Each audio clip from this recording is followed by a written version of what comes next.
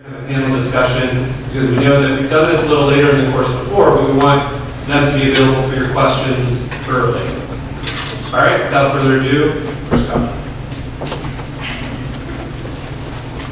All right, Laura did not hear me.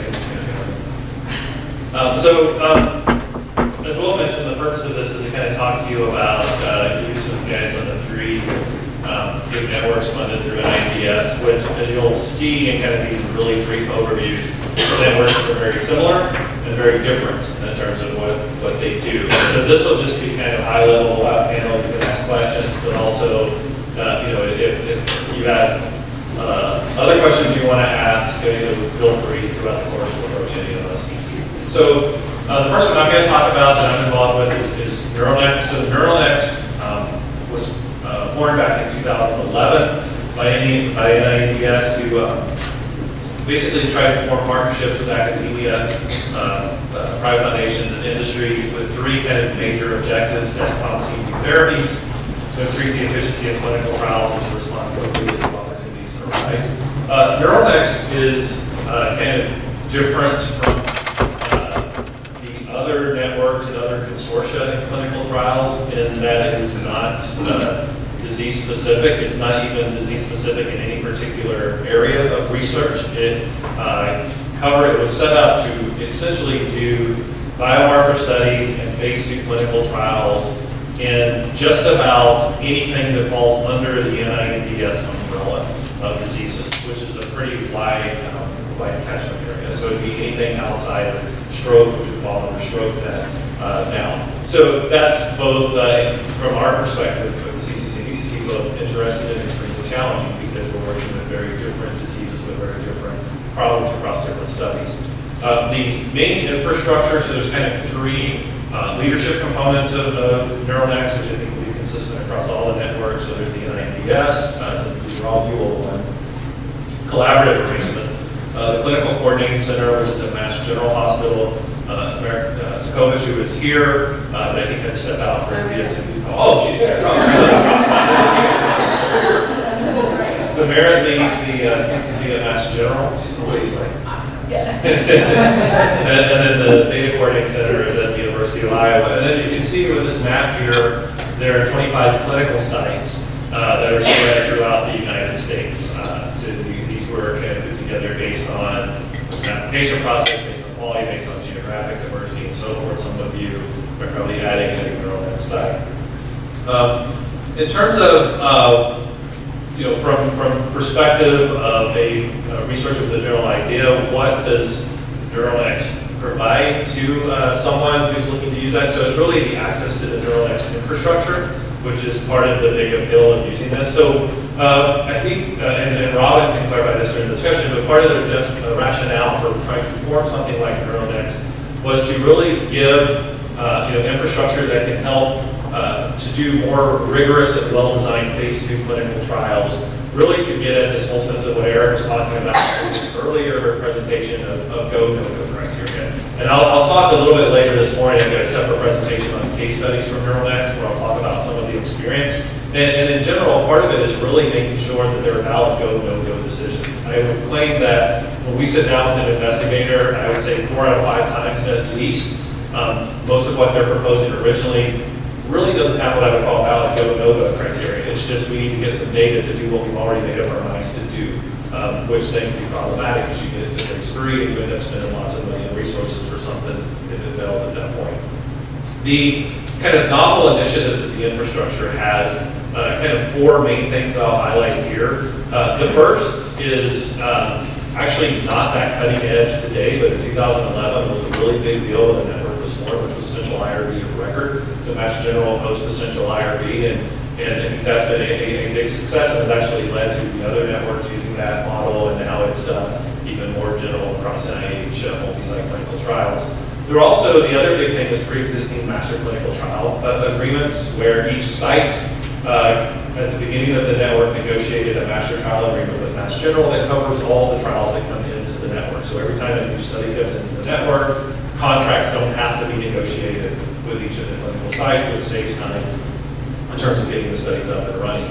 The other piece is the availability of trial design staff. So within the CCC and the DCC, We have a team of MD, PhD level clinical trialists with clinical and statistical expertise. And so every new proposal that comes in is paired with a clinical lead and a statistical lead who help to flesh out at least a high level aspect, so kind of the synopsis of the clinical trial. Which a big advantage of that, and again, this is something that I'll provide more specifics on later this morning, is helpful because as we were talking at the statistician table last night, which is kind of like the kitty table, I guess, at a clinical meeting, we were talking about one of the challenges with clinical trials is the statisticians don't necessarily have a lot of bandwidth to do a lot of the type of simulation work that Roger was presenting yesterday in academic settings, because there's no funding for the trial at that point, and there's no one to really pay for the time, and you have other pressures from your academic department. So infrastructure like NeuroNext, like StrokeNet, like Siren that provide help from statisticians is a big advantage, because now, like my time, others on the team, they're being paid from an infrastructure grant to do that type of research, which enables you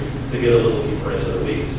The other thing, which is a huge asset, is that each clinical site has a full-time network coordinator that is supposed to spend their time helping to make sure that the network is successful at their site.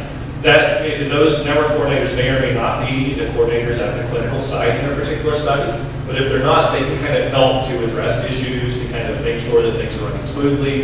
If the clinical site coordinator is going to be out for various reasons, the network coordinator can kind of step in and make sure things are moving smoothly. Then that has really been an asset in terms of helping to make sure that once the trials are ongoing, that you can address issues at the site.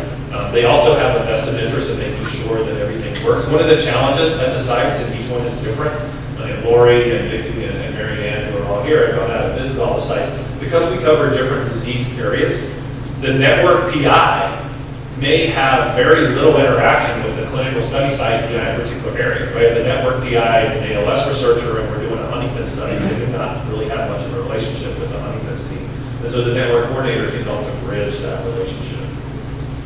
In terms of submitting proposals, at least for NeuroNext, this is probably pretty consistent across the other networks. You start with submitting this to NINDS, who does an internal kind of vetting of it, and may or may not release it to the network for review. Assuming that it comes in, then there are kind of two levels of review. It goes to the NeuroNext Executive Committee, where there's a feasibility review done by the network, and it also, if it's going to be over 500K, which most of these are, would go to the NINDS Extramural Science Committee. And so you have to get approval by both of those to then move forward. The other kind of aspect of this is very different from a lot of other networks or consortia that have kind of internal funds where the executive committee can vet proposals and decide which ones they want to fund. There are no funds in NeuroNext who actually do clinical trials. It's infrastructure funds. So if something comes in and is found feasible, then the protocol PI has to write a grant, submit it, goes through the standard review cycle. If it's funded, then it comes into the network to actually be conducted. I'll skip through this in general with the feasibility questions specifically, but they basically are based on, A, is their patient access, which is usually not an issue. But the other thing that we've added, because of the number of proposals that come in, is having the site, the experts in the disease area each site, weigh in on what is the interest that they would have, or if the trial is successful, how much would this impact the field? Really, because the idea being that these funded networks should be working on kind of high-profile, more cutting-edge, more impactful type studies. So if the study comes in, maybe it's designed very well, but if you ask the experts at each of these 25 clinical sites, and they say, yeah, this is a well-designed study, but even if it was positive, nobody's really going to care, and it's not going to change anything, that's probably not the best use of the network resources. In terms of why the NEC declines a proposal, the actual access to patient population is pretty rare. Most of these, because of the quality of the sites that were picked, they have access to patients.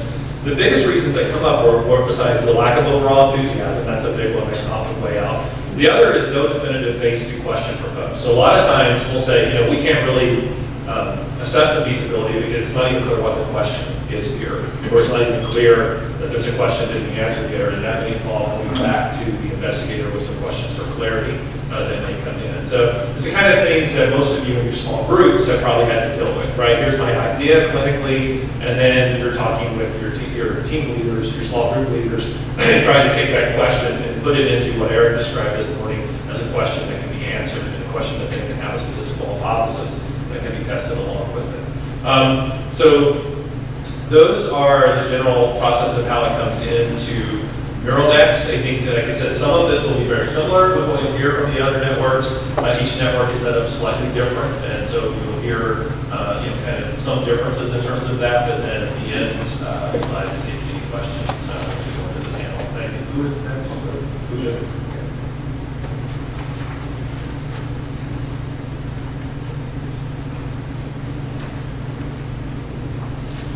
Slides here.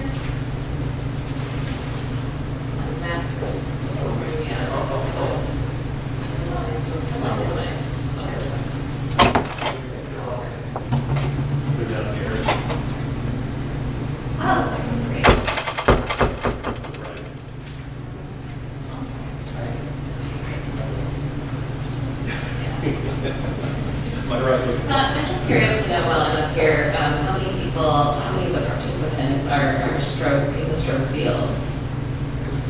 Okay, so there are a fair number. So I'll tell you about StrokeNet, and these are my disclosures, just to get those out of the way. I think it's helpful to put it in context.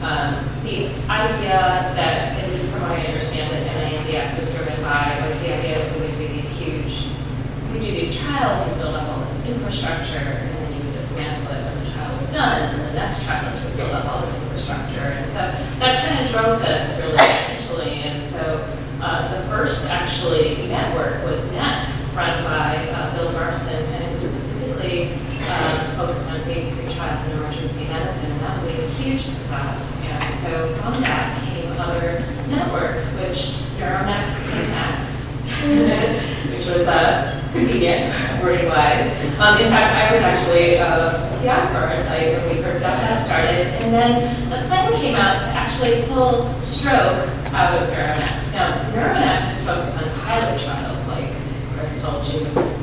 StrokeNet is actually focused on phase 2 and 3 trials in all domains of prevention, treatment, and recovery. So basically, if it's a stroke trial with basically 5 or more centers, you're going to be going through StrokeNet with your trial. So that's something to keep in mind. And then I guess you'll hear about Siren from Bill, which is the newest kid on the block. Still learning. Yeah, I'd be interested to learn as well. So we have the similar structure that Chris told you about. We have our National Coordinating Center, and that's housed at University of Cincinnati. Joe Broderick leads that, and then he has what he refers to as co-PIs. I chair the acute development efforts. Mark Chimowitz for prevention. Recovery is Steve Kramer. My co-chair is Jeff Saber, and I guess I'm officially Joe's backup. Hopefully will never be needed. And our National Data Management Center is led by Yuko Kalish and Wenli Zhao, and Wenla Zhao, I learned from going to China last month.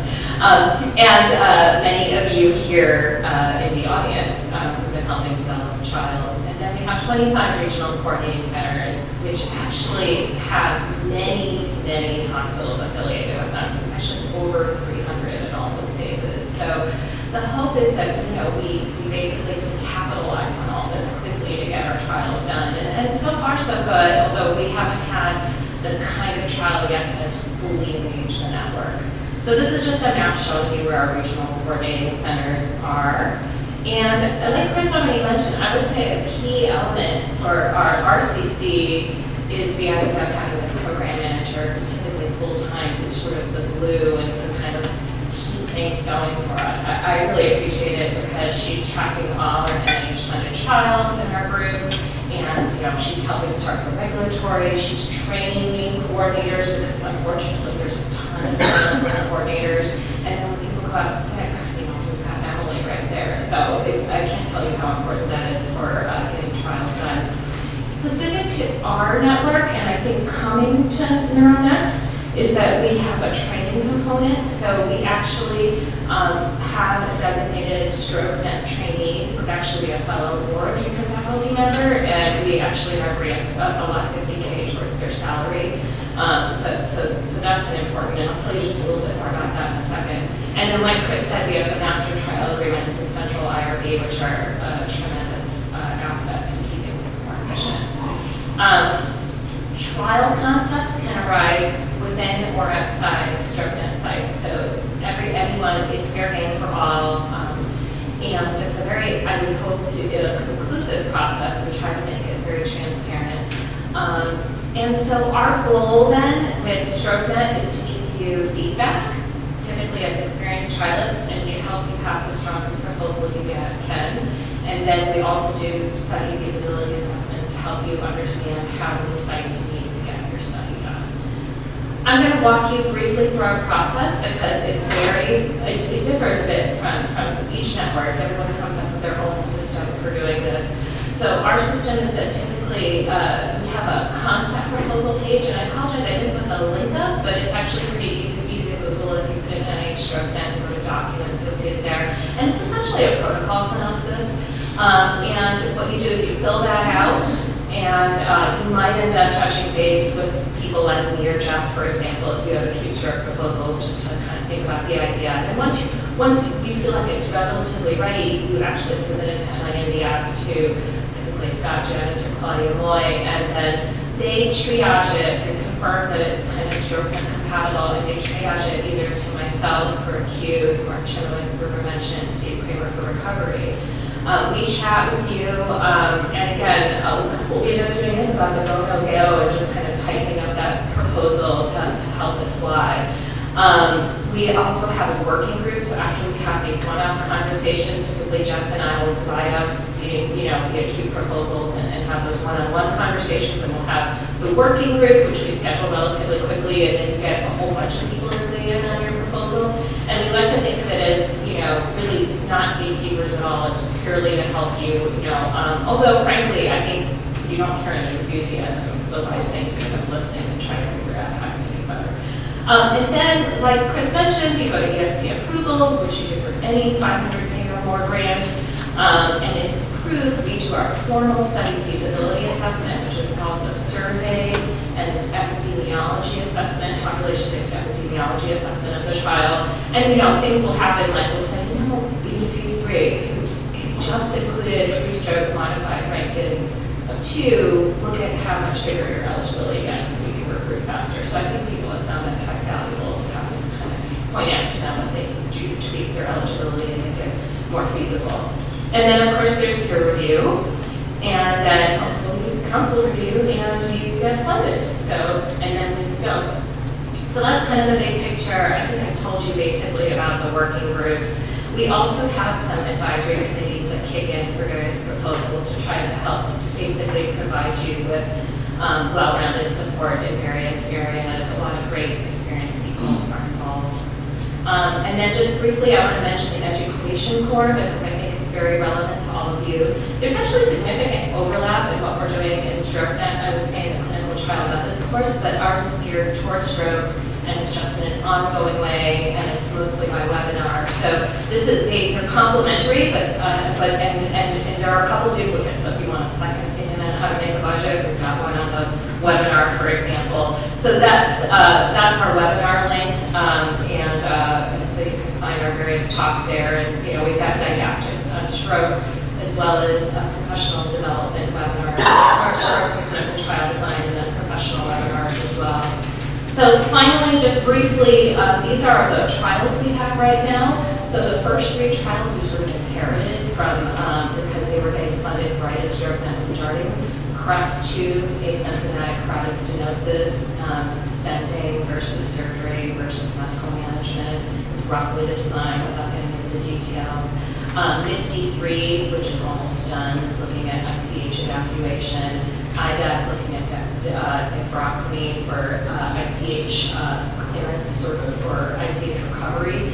And so those 3, we're pleased to say, are actually at or ahead of schedule. So that's always a great feeling. That's kind of our goal of the network, is to help make that happen.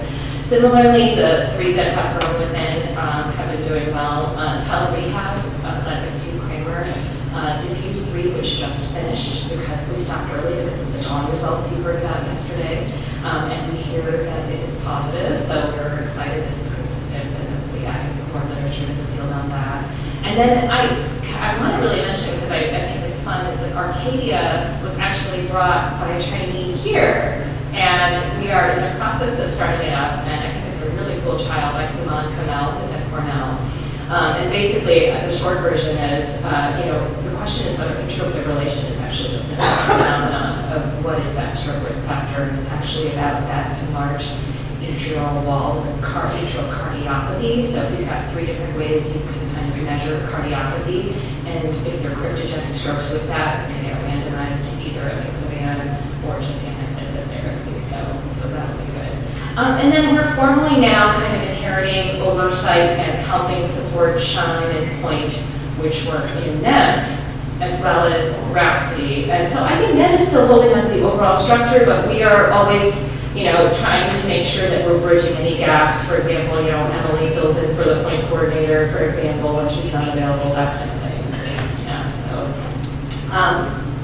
Yeah, and then I'm just going to mention, for those who didn't hear, we're our fingers really crossed, but we hopefully in this next council round are going to get a sleep apnea study by Devin Brown, and she was in this course the same year I was, and I think with the same concept actually, sleep apnea, in like 2006 or so. So that's really cool. And actually, I'm just finishing the PRISMS trial, which I brought up too. So yeah, so this really is the real deal. You actually get these things done, hopefully.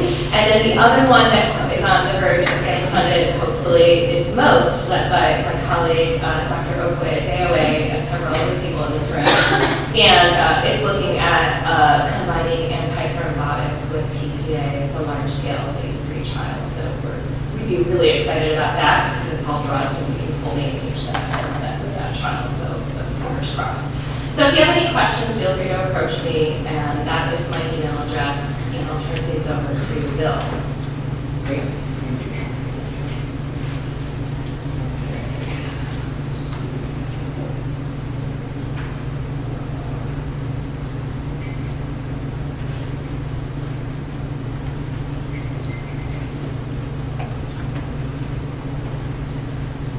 Great. So this will be an interesting talk. Siren we just got our notice of award about 2 or 3 weeks ago, so we're brand new right out of the starting blocks. So I'll talk a little bit about that. Siren is a offshoot of, so we have the Neurological Emergency Treatment Trials Network, which was funded by the NINDS. At the same time, the National Heart Lung Institute at NHLBI had their own emergency care research network, which was known as the ROC, the Resuscitation Outcome Consortium. And you can see these things sort of leading into, right, this nice little zipper thing where the ROC and the NET sort of combine and they're forming the Siren networks. More of an evolution of clinical trials network rather than a creation of a new clinical trials network. Although I must say that the zipper is not closed yet. Figure out how to put these institutes together. If you think it's hard to work with other institutions, try to work with some of the different NIH institutes, and it becomes very complicated, to say the least. Not on the NINDS side, I must say. Anyway, specific aims for the Siren network. Again, this is a new venture. Is to do clinically important trials in emergency patient care. They don't necessarily have to be trials that in fact happen in the emergency department. And in fact, the 2 trials I'll talk about very briefly we've already got funded are basically neurocritical care trials. So they really start and enroll and evaluate patients actually in the ICU and not really in the emergency department. Our other aim is, like I hope we did at the NET, is to create a culture of clinical trials that is collaborative, multidisciplinary, and diverse. I think some people didn't know NET very well, thought that this was just a network with emergency docs in it, and really nobody else. And in fact, it was very different than that. And if you look at the different trials we did 7 clinical trials in the NET, 3 of which are ongoing. The site PIs for the different studies varied from emergency physicians to stroke neurologists to epilepsy neurologists to trauma surgeons to neurosurgeons to neurocritical care docs. It was a huge, if you looked at the type of multidisciplinary collaboration we had in the network, it really crossed the spectrum across specialties.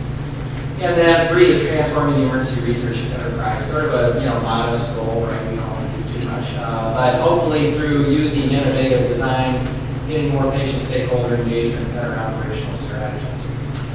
And so the network is designed to focus on early treatment, as I mentioned, not necessarily only in the pre-hospital care or only in the ED, but certainly as far as ICU care, that we wouldn't be doing studies looking at, say, long-term prevention of ventilator-associated pneumonia, for example. If we were going to do something that would be really focused on that acute emergency condition. We want to focus on meaningful outcomes for patients, so we're not going to do studies where we're looking at it's cheaper to treat patients this way than that way, and that will be our primary outcome. So all of our studies would have a patient-oriented outcome. We're trying to be efficient. We're trying, in the light of what we did with the net, trying to be very collaborative, and again, trying to transform the clinical trials enterprise. The Siren, as I mentioned, the notices just came out. We've been sort of scaled back from what we were in the net. We had 22 hub sites in the net. We've been scaled back to about 11 in Siren. Although there are a number, each of these hub sites will have what we're calling sub-hubs and spoke sites. And I know that it will be able to reproduce similar to what we did in the net. So in the net, we conducted studies in as few as 32 sites and as many as 110 sites. So it's a very elastic network in terms of the number of sites that we might need. The Clinical Coordinating Center is at the University of Michigan, and we have 3 multiple PIs for that. Myself, Rob Silverglide, who's at the University of Michigan, and Cliff Calloway, who's at the University of Pittsburgh. And then the Data Coordinating Center is at the Medical University of South Carolina with Hugo Baelish and Valerie Rutkowski as the lead PIs for that. So our process for getting studies into Siren is a little bit different than Neuronext and StrokeNet, and I think it's a little more informal without quite as many stops along the way. So basically, scientifically and clinically important questions like the other 2 networks can really come from anywhere. They don't have to come from people within Siren or people who've written that, and they can be literally from anybody. And they can come from a variety of different directions. So in the net, and I hope that in Siren, we'll be getting trial ideas from different places. Sometimes people will talk to the program directors at NHLBI and NINDS separately, have trial ideas they've been developing, and usually the program directors at the institutes will contact us and say, hey, somebody's got a project here which we think would be a good fit for Siren, and we would like you to start talking with them and working with them. Sometimes they come directly to us, so people will call and say, gosh, we've got some ideas of a trial, and we'd like to discuss those with them. Usually we'll have a preliminary discussion, flush some things out with people from the Coordinating Center and the CCC, and try to flesh out some trial ideas to develop a more formal proposal. Valerie Dees back there from MUSC, we've done this twice already for Siren, even though we've not officially been in business yet, to invite people in to discuss some trial ideas for some different ideas. Beginning discussions with the Siren leadership early is really important. I think that and I don't know if how this is going to bear out in a larger network, because the scope of Siren is much bigger than that. But typically in the trials that we've had in the net, somebody from the CCC and the DCC have usually played a more prominent role in the design of the study, and often, but not always, somebody from the CCC or the DCC might end up with one of multiple PIs for the study as well. But that's not a rule that's typically happening additional work. Most of our studies are going to be large. We didn't do any studies in the net that didn't need approval from an INDS to be approved. So we have a form for a clinical trial protocol summary, which we usually often after preliminary discussions, which talks about trial design, budget, etc. And that will be what we would take to our federal partners to discuss in terms of getting approval to go forward. Like the other networks, we don't have any money to support the trials themselves, so everybody's got to go through peer review. And hopefully, if it gets through peer review, then we would, work with them to put the sites together to do that. That's sort of the process. The trial recruitment and pipeline, as I mentioned, is an adaptable, open clinical trial infrastructure with collaborative leadership. I don't think we've ever had any studies that don't have multiple PIs. I suspect we probably will not on the Siren as well. Our role in this, in the net, and I think in Siren as well, is that we are not trying to be the scientific leadership of the study, because the PI is the scientific leadership. What we really do is add sometimes design expertise and sometimes, and all the time, hopefully operational expertise with how to get this trial done within the network, and respectful of that investigator's ownership and control of the science of the study. So we don't act as sort of a study section by any means. We share operational statistical responsibilities and hopefully get successful in implementation of data integrity. I mentioned earlier that we can have trials coming from a number of different places, and we usually try early to do this. One of the difficulties in a clinical trials network is, especially when you have to go through peer review, is you never know what's going to come through. So you might have two, and we actually are in this position right now, where we had 2 trials looking at severe TI patients. You know, they both sounded very interesting, and you never know which one is going to get approved through peer review or by counsel. So it's hard to say, well, I'm picking this one because it looks more promising. And sometimes you submit both of these and neither of them get through. Sometimes you submit both of these and both of them get through. In this case, both of them went through, so we're really going to be challenged right now in terms of what we do in the future, but it's very hard to predict that. The scope of our portfolio is actually late learning phase, so late phase 2 or phase 3 trials. So we're not doing early phase 2. We're not doing pilot studies in the siren. They're basically either late phase 2 or phase 3. I mentioned earlier they have to have patient-oriented outcomes. We also have an arm, which we've not used yet, but we really want to have the ability to do registry-based clinical trials. This is something that's really important, especially in NHLBI.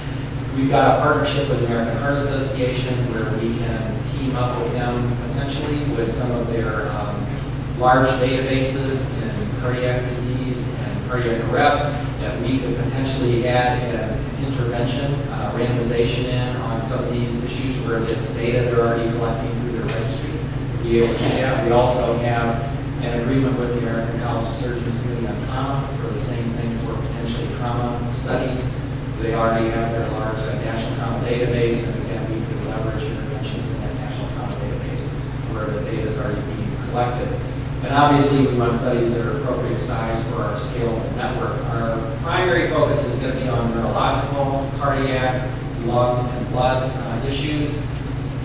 Trauma is still a little bit up in the air for me in terms of, we've got a partnership with the DoD, which is an unfunded partnership. In other words, they're involved, but they're not necessarily contributing to the network. So it's interesting to see how that's going to work. And then there's potentially there may be focus on other IC portfolios as well in health services, but that kind of remains to be seen, and we're in an early stage. So with that, that's all I'm going to say, and I guess are we open for? Everybody's open for questions. If you want to take the microphone, looks like they'd left you a seat right in the They have. Okay, great. So, shoot, anybody with questions for any of us? Yes? So if there is a trial that has acute ED-based stroke treatment or EMS-based stroke treatment or interventions, who decides if it goes to stroke net or siren? I'll answer that. I'll let Pooja. StrokeNet gets first dibs Yeah. on any stroke trial. That's the plan, and since it's set up only to look at stroke, and there are many other diseases in the other networks, StrokeNet is the primary goal. I'll just mention that, for example, Bill Barsan is on the acute stroke working group. So there is, potential to really get expertise from both sides, because there are some very expert stroke physicians in Siren, actually. And we have the ability to collaborate together. In fact, we had one proposal that we worked together on that didn't go through. It was a pre-hospital intervention for acute stroke. And we sort of it was definitely led by StrokeNet, but not by the net. But, we had a nice partnership in terms of how that would be operationalized.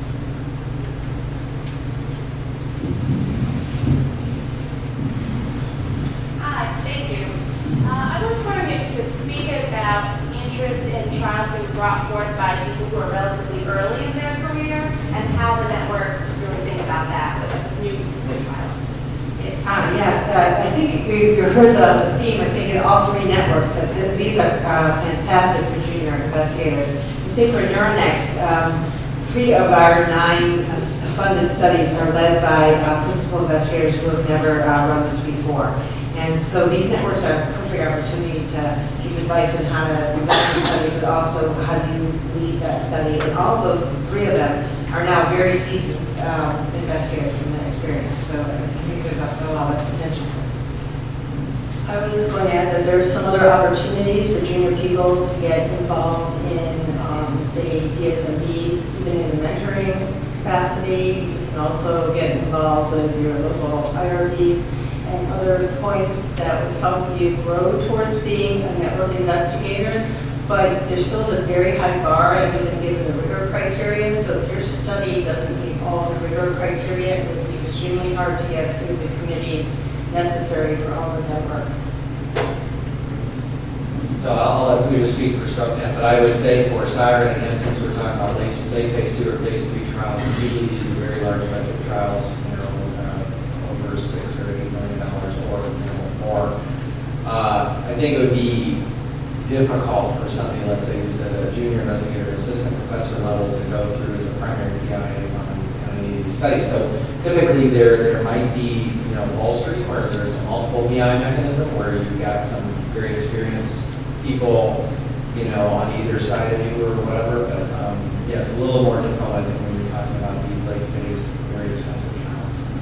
Yeah, just to echo that statement, which is I think the multiple PI route is a great way to ensure success. And in fact, we just had one go through peer review where they suggested that perhaps the person needed to be backed up, and we created a multiple PI approach. I think that is kind of the formula for success when you're doing very large-scale trials early in your career. I wanted to add one other comment. The other way junior investigators can get really active in the networks are by being site investigators for the studies, joining the committees, and there's an opportunity there to grow as a leader, to lead one of these committees, or once the studies are done, the data is often available, and there's more work to be done than a number of people, so it's a great opportunity for junior investigators to jump in and do some analytics and write some papers. Thanks for the microphone. Got a couple questions for StrokeNet. Ballpark, how many proposals have you received since its inception? What's the time kind of lag from when you receive the proposal till when it gets green lighted? Do you find that they're going for the funding parallel with the process of review at StrokeNet? And what type of, for like phase 2, like what type of funding mechanisms do you see? And are they received more favorably by the review committees? So that's a great question. It's like 10 questions. Yeah, but they're great questions. I'll get you those numbers because I'd actually like to do a little tally myself. I haven't done a tally in a while, but I'm going to guesstimate, I'm just looking at acute stroke working group. I've seen maybe, something like 5 a year. And it kind of comes in boluses. And then maybe half of those will actually fly and not because, frankly, it's usually the PI doesn't have the bandwidth sometimes, or we've given a lot of feedback and they decide to go to an earlier stage first. But it's clearly their decision. And then at this point, the ones that I showed you that were those 3 trials were the first ones in StrokeNet. Telerehab actually went to a different institute and got kind of a forced marriage with us, which we then made happen successfully. Diffuse 3 is actually the trial that went completely through us. And Arcadia has gone completely through us. Briefly regarding the timelines, I would say that you want to engage us early in your development process, but let's say you're, kind of a tight timeline. I would say it's basically you need to engage us within 6 months of your NIH deadline, or it's really hard to do it right. Because we want to help you. We want to read your grant. We want, and another kind of marker is you need your ESC approval for that from NINDS that your trial is within their programmatic priorities within 3 months of your NIH deadline, because there's a lot of things that we kick in with that approval. So I think I got some of your questions. Thank you. And if you get the ESC approval through the StrokeNet, what does that do for your review prospects when you actually go for funding through NINDS? Is there any effect there? ESC is an internal committee that NINDS has, but peer review is your peers who are out in academia and industry. So I think that, it's a necessary step, but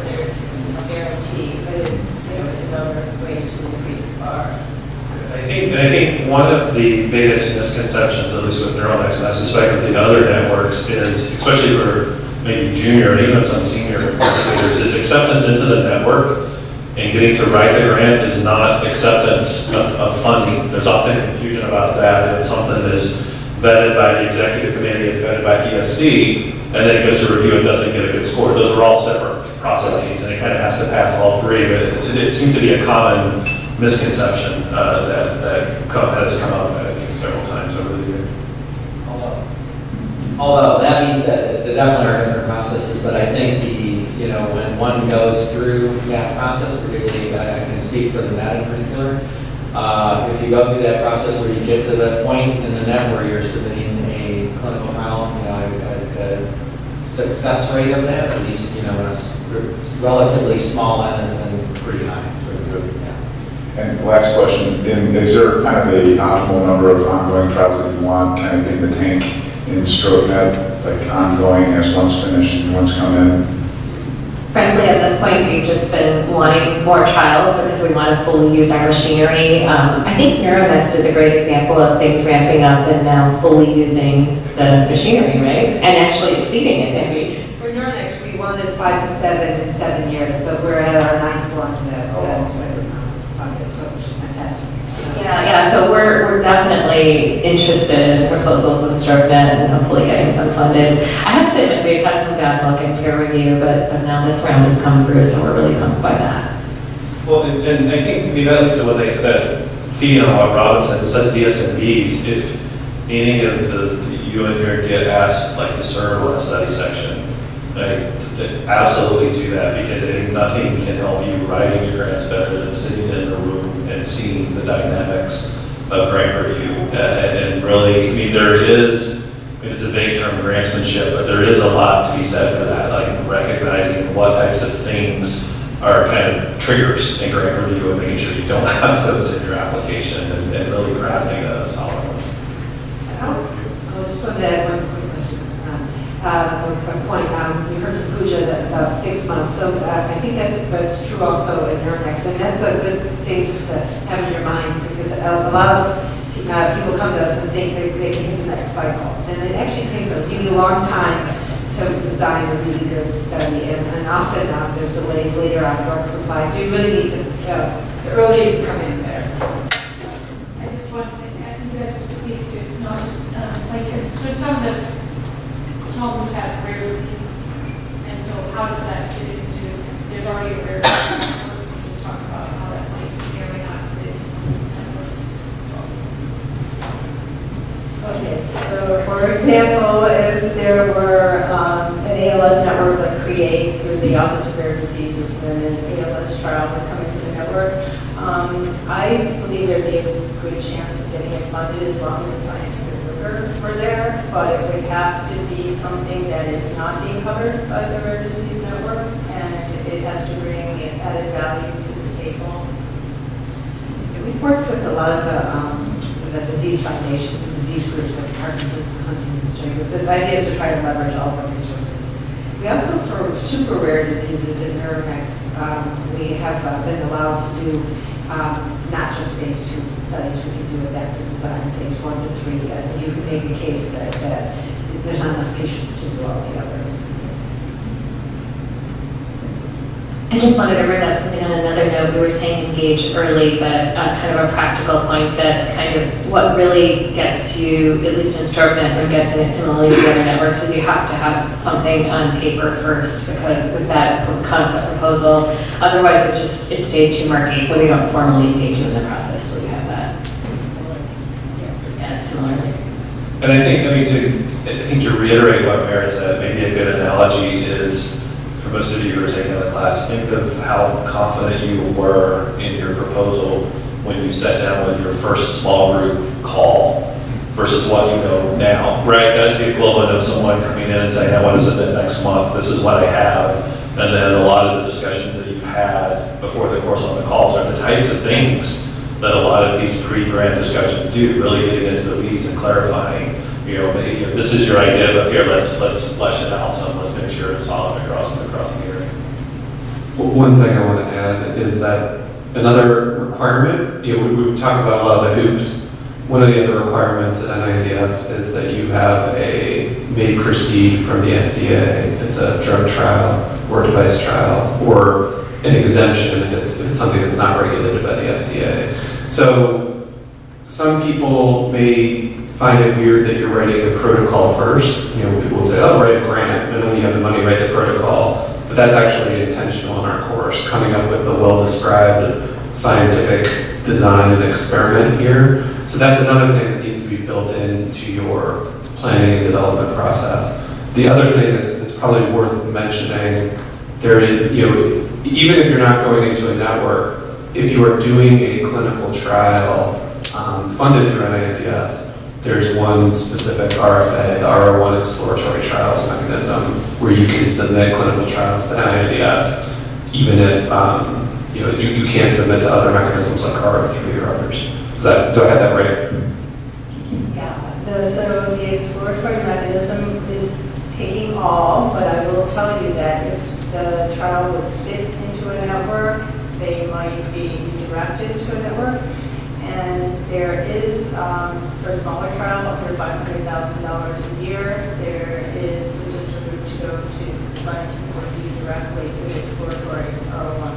So if you're on the borderline, there is maybe an opportunity to move faster, at least to get a scientific review faster. I would discourage you from answering a scientific question just because you can answer it for less than $500,000. Develop your scientific question first, figure out how much it will cost, and then, I think there are too many examples of trials when Eric was talking about failed trials. If you're cutting corners in terms of answering a question, by trying to shoehorn it into an administrative thing, you may not be having enough power or data to actually answer the question you need to answer. So again, if there's something you can answer for less, great, but just don't use that as your design. Don't use that as a design feature. Have science and rigor guide you for your design features. Okay, one last thing about time and study. So I think I was amused by hearing Pooja say one of the studies, the IPAP study, that was designed when she went through the clinical trial course in 2006. 6 or 7 after So just to give you an idea, some of these, and Mary talked about this too, people come and say, I want to submit this in 3 months. And, boy, it's sure better to take your time and come up with the right trial done the right way, the right population, the right design, the right number, and the right effect size, the right everything else. All that stuff has to be, if it's right, it's going to be much better. It's going to have so much better chance when you get to peer review. It's so much better chance to be actually a meaningful study and something to change practice. So it's typically going to, I think saying 3 to 6 months is probably, that's it pretty much. Our record so far is with ice camera is 11 years. I think we're still, and hopefully we'll get that done. But hopefully we'll have the, I think it'll be the right study when we get it through. But really, it's so much better to take the time to do it right than to push something through that's not right. Yeah, I think proposals like Devin's really shine when they have been developing for that long. And then the other thing I just wanted to mention, which others might want to add to, is that there's the new funding announcement, which actually specifies that the full protocol be in the appendix, as well as the statistical analysis plan. So you actually have a lot of work to do to get that application going. So, but it's probably to your advantage, because we were running into problems in peer review where we didn't feel that the peer reviewers had enough information, and it was hurting our success rates. Yes, that's very network dependent. So next you don't have to do that. Oh, really? Okay, I didn't realize that that's specific to stroke then. Okay. Because that doesn't transfer over. Yeah. Please use the microphone, because it's better for the recording. So we can have a permanent record of this. Okay. Can you speak to the availability of pediatric patients, particularly in NeuroNext, and how we might get an estimate of volume of potential subjects? We have, of our 9 studies, 2 of them are pediatrics, so we're definitely encouraging lots of pediatric applications. So every center, almost every center has an affiliated pediatric part of their site, and we also have 2 freestanding pediatric hospitals that are part of the network. So far, we've done a study in SMA, and we have one starting in Fragilance, but it's definitely part of the network. And in terms of assessing availability, each site kind of does it different. And some of the site visits that I mentioned before, part of that's talking with them to figure out how do you look through that. And it's different disease areas, so it's different individuals, so it's hard to draw too much. But we've done some, kind of crude comparisons of what sites told us they could recruit versus what they actually did in the studies. And across like the 3 or 4 studies now that we've looked at different disease areas, there is kind of a consistent trend where in general, across the board, they overestimate by about 50%. So generally, about 2/3 of what they said they could do is what they actually do. And that's been consistent across like SMA and MS and different diseases. But it's a general trend, even though they all get at it different. It seems like that's somewhat reasonable in terms of getting a sense of what is the availability. And I just wanted to add that Adam Hartman, who is in the audience and is a great resource at NINDS, is a child neurologist. He asked the question, are the opportunities equal for child versus adult? And the data show that the chance of getting funded are the same. It's just that fewer applications have come in the pediatric realm. So we encourage that. I just make one comment, the pediatric patient populations and NET and Siren. So 2 of the 7 NET studies actually included pediatric patient populations. And I think that while we're not a pediatric network, I think when the questions in the pediatric population really overlap with that adult population, and you're basically making, splitting the group just because you do, right? It doesn't make sense. So in studies where it makes sense to study the entire spectrum, we're doing that. In the study, one of the ones we're doing now, the ESET study, we partnered with the Pediatric Emergency Care Applied Research Network that Nate runs, and partnered with that group to help with our pediatric patient recruitment. Similarly, I'll just throw out that we have a pediatric advisory group with Heather Fullerton, who's actually been through this course as well. And there's currently a proposal in development. So we're kind of in our infancy with the network and engaging pediatric sites, but we're very interested. Adults have migraines too. Okay, so I think with that, why don't we take about a 5-minute break or so, and then we'll be back in for the next talk time.